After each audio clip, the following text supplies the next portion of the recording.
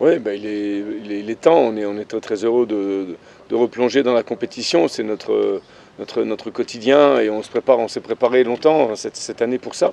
Donc on est forcément heureux de retrouver voilà, l'esprit des matchs. Maintenant, comment ça va se passer à l'avenir, on n'en sait rien, on est au jour le jour. Pour l'instant, on a préparé notre match de la meilleure des façons pendant ces 8 semaines et puis ces dernières semaines de préparation de ce match de Rodez. Voilà. Le reste, on n'a pas la main dessus. Mais on en fait abstraction quand on est à partir du moment où on est dans l'entraînement, qu'on est dans notre quotidien sportif, préparation de nos entraînements, préparation de notre match, on fait abstraction du virus et de tous les problèmes que ça peut poser. Nous, pour l'instant, on a la chance de ne pas être impacté, mais on sait que ça peut nous arriver aussi. Mais on ne réfléchit pas trop là-dessus, on fait très très attention, on rappelle nos joueurs aussi à leurs gestes barrières, et puis voilà, en souhaitant qu'on ne soit pas trop impacté. On a fait une très bonne préparation en termes de résultats, pas toujours en termes de contenu de match, même si notre dernier match forcément contre Clermont était certainement un des meilleurs que j'ai eu à diriger avec le GF38, notamment au Stade des Alpes. Donc ça doit nous guider sur nos matchs à domicile quand ça sera le moment dès la semaine prochaine de jouer à domicile contre Toulouse. Et pour l'instant, voilà, très très heureux de la préparation, de l'état d'esprit qui a régné, de l'intégration des nouveaux joueurs qui a priori nous apportent sur le plan offensif une plus-value par rapport à l'année dernière. On peut aussi noter, alors c'est quand même assez extraordinaire qu'on a pris un seul but en préparation sur 6 matchs. Bon, c'est très très peu, encore c'était un penalty pour une vieille main. Mais ce n'est pas non plus pour ça qu'on va devenir invincible. Donc il faut plutôt réfléchir à pourquoi et comment on a fait pour garder notre cage inviolée. Mais globalement, c'est notre objectif. Toujours, bon, ça fait deux années qu'on finit 9e. Quand on regarde de près, on se dit qu'on a plutôt pris des points plutôt qu'on nous en a donné, vous voyez ce que je veux dire? Donc je pense qu'il y a toujours mieux à faire. Il faut vraiment qu'on analyse pourquoi, à un moment donné, on n'est jamais très loin. Et que quand il faut franchir ce cap, franchir cette petite marche, on n'y arrive pas. Cette marche qui peut nous approcher du podium, c'était la première saison comme ça. L'année dernière aussi à un moment donné, et puis on n'arrive jamais à gagner le match qu'il faut. Donc je pense que voilà, psychologiquement, il faut qu'on soit capable de franchir un cap. Il faut qu'à domicile, on soit beaucoup plus imposant, ça c'est clair. Et puis notre objectif, bien sûr, c'est de faire mieux que les 2 premières 9e places. Alors notre budget est inchangé, notre masse salariale est inchangée, les joueurs ont changé, c'est aussi à nous d'apporter quelque chose de différent. Oui, parce qu'on avait l'année dernière notamment beaucoup d'occasions de but. Je pense que sur les 2 derniers matchs qu'on perd, on a 11 occasions de but nettes. On met un but, c'est insuffisant, c'est un ratio qui est nul. Donc bon, on a pris Achille qui a mis 15 buts à Bourg ou 16 sans frapper les pénaltys. Mamadou Diallo, c'est pareil à Créteil. Donc c'est un potentiel but en national, et quand on joue contre des équipes de nationale, on voit bien que la différence elle est minime entre la Ligue 2 aujourd'hui et une équipe de nationale, peut-être sur la durée d'un championnat, mais globalement elle est minime. Donc voilà, donc ce sont des gens avec un peu aussi l'affirmation de Moussa Djité, de Willy Semedo, le plus aussi amené par Yorick Ravet qui a un vrai pied. Voilà, donc on peut aussi regretter parfois quand on voit comment on perd sur un coup de patte de l'adversaire, on se dit que cette année, peut-être en certaines circonstances, ça sera aussi pour nous. Voilà, maintenant toujours est-il que, pas qu'on oublie de bien défendre, comme je l'ai déjà expliqué, mais on a aussi envie d'aller beaucoup vers l'avant. Voilà, c'est un garçon qui est du club, il connaît le club, il aime le club, s'il vient ici en faisant des gros efforts financiers, il n'est pas en fin de carrière, c'est pas un garçon qui a 35 ou 36 ans, c'est un garçon qui a à peine 30 ans, donc qui est en pleine possession de ses moyens, qui a peu joué pendant 2 ans, donc je pense qu'il a vraiment besoin de retrouver le plaisir de jouer, le plaisir du terrain. Pour nous, c'est une plus-value, c'est un vrai plus. Un garçon qui nous amène son expérience, mais quand on parle d'expérience, c'est aussi surtout l'expérience de son pied, quoi. Je veux dire, Yorick, quand il touche le ballon, en général, il se passe quelque chose de plutôt intéressant ou très intéressant. Donc voilà, qualité de passe, qualité de frappe, qualité de dernière passe. Un garçon qui ne rechigne pas non plus à faire des efforts. Je trouve que c'est un profil qui est vraiment intéressant. En plus, il est arrivé ici avec beaucoup d'humilité pour se fondre dans le groupe. Il est au service du club pour l'instant, ce qu'il montre depuis 8 semaines dans l'état d'esprit, dans l'homme qu'il est, le joueur. Moi, je suis très très heureux. On encourage nos joueurs à ne pas faire n'importe quoi non plus quand on a un jour et demi de repos. Voilà, donc de ne pas côtoyer trop de monde. Maintenant, on n'est jamais à l'abri. Mais toujours est-il que la pire des choses, ça serait de ne pas préparer le match en se demandant ce qui va se passer demain. Donc demain, comme on ne sait pas ce qui va se passer, on a envie d'être performant aujourd'hui. Donc on se prépare pour jouer et puis on verra l'avenir, ce que l'avenir nous réservera.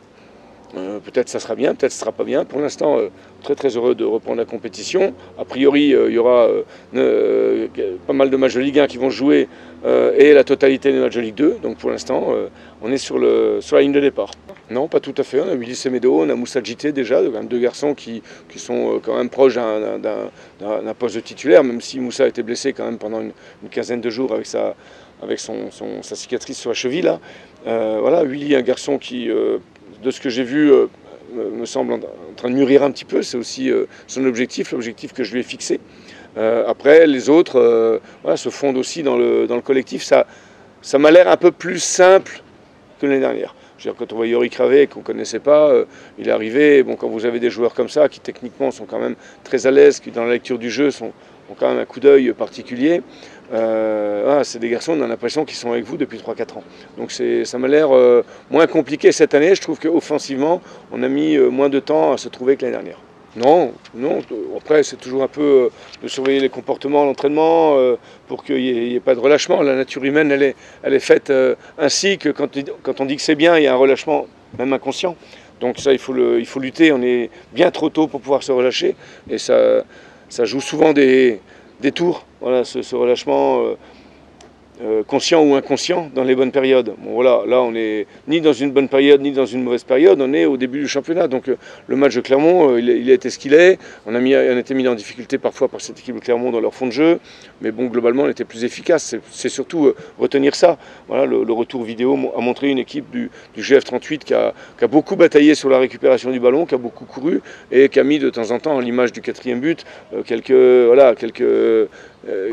gestes techniques qui ont fait parler la poudre. Donc c'est plutôt dans cet esprit qu'il faut avancer. C'est pas se regarder le nombril parce qu'on a battu 4-0 Clermont. Je veux dire, globalement, à la veille du premier match, on s'en fout, quoi. On sait que demain, ça sera un autre match, qu'on va se faire remuer par cette équipe de Rodez et qu'avant toute chose, il va falloir qu'on remonte nos manches. En tout cas, en certaines circonstances et en certaines parties du match, ça c'est une évidence. Donc, globalement, on peut avoir une défense qui commence avec 75% des éléments qu'il a constitués l'année dernière, en attendant que Bart Trallman soit, je dirais, à son meilleur niveau. Il faut lui laisser peut-être un peu plus de temps. Il est étranger, c'est voilà, une accoutumance logique. Et puis, après, c'est un peu paradoxal parce que nous, le staff, de temps en temps, on gueule un peu sur l'aspect défensif, sur les efforts. On voudrait qu'on en fasse plus. Mais du coup, ça va être quand même pas si mal que ça. En tout cas, sur la préparation, c'était plutôt pas mal. On a pris un seul but et on a concédé peu d'occasions. Donc, je dirais, le constat, il est très positif. Maintenant, la bonne question, c'est pourquoi, comment, et voilà. Et c'est à ces questions-là qu'il faut répondre. Alors pourquoi ? Parce que tout le monde a fait des efforts, parce qu'à partir de nos attaquants, parce qu'Achille Anani, il bosse comme un dératé à la paire de balles, parce que nos excentrés se replacent, défendent, parce que tout le monde fait l'effort et qu'on a montré une certaine solidarité aussi dans notre manière de défendre. Donc voilà, c'est vers ça qu'il faut tendre. Déterminer des zones sur le terrain où l'adversaire n'a pas le droit de se balader, c'est-à-dire globalement au moins dans notre moitié de terrain défensive, hein, où là on doit être présent, on doit être agressif, on doit être voilà, sur les talons de l'adversaire.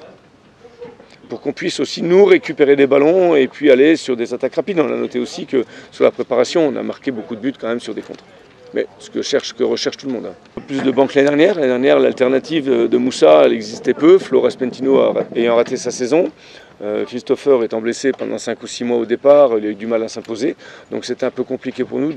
Au départ, non, pendant 3, 4 mois, 5 mois.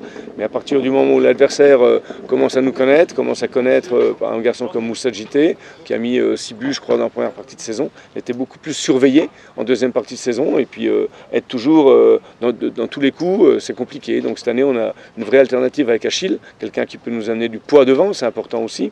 Et puis d'autres joueurs, Terrell Londal, que j'oublie pas non plus, des garçons de vitesse, Mamadou Diallo, Willy Semedo, qui peuvent nous amener voilà, cette vitesse qu'on va rechercher, notamment sur les extérieurs. Alors les examens de la semaine dernière ont diagnostiqué une petite fracture de fatigue qui n'a pas été confirmée par un nouvel examen, donc pour l'instant on navigue un petit peu à vue. Anto, là actuellement, il est en reprise individuelle de l'entraînement, on regarde un petit peu son ressenti, voir comment ça peut se passer pour le réintégrer dans notre groupe peut-être la semaine prochaine, enfin à voir, là c'est pas moi qui déciderai. mais c'est plutôt une bonne nouvelle.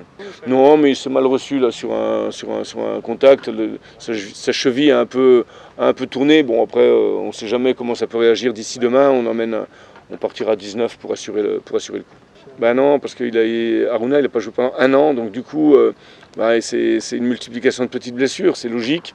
Après, il faut qu'il prenne son temps, mais nous on l'accompagne bien sûr, le staff médical, beaucoup, les préparateurs athlétiques. Je pense que la semaine prochaine devrait être en mesure quand même de reprendre le travail avec le groupe. Pour l'instant non, Simon il avait un bon de sortie, au même titre que Christopher, ils le savent, donc c'est des garçons s'ils trouvent, on les laisse partir. Après c'est sûr que si Anthony Belmont a une fracture de fatigue, qu'il est absent 2 mois ou 3 mois, ça peut poser un problème quand même au milieu, pour peu qu'on ait des suspendus, des Covid, des choses, des cas, on ne sait pas. Donc pour l'instant, on est en réflexion par rapport à ça. Mais bon, on n'a pas pris encore ni de direction ni de décision.